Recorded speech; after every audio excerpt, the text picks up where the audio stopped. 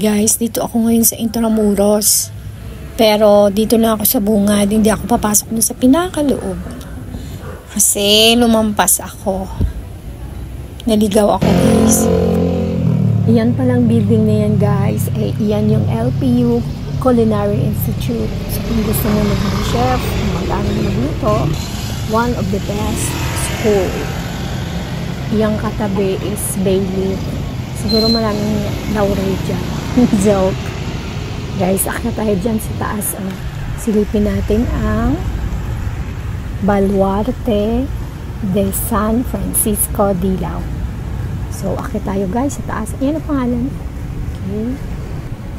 Ito pala guys is one of the major bulwarks in Intramuros. So, ito pala ay na-build pa siya nung 1592. Imagine that. Ang tagal.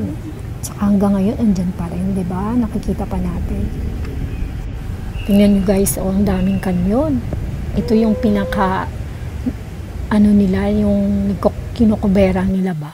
Kapag may mga kalaban, Noong unang panahon pa, ang galing, andyan pa rin sila. Nakikita natin. Baba na tayo guys. Papunta naman tayo sa, dito, daan tayo dito.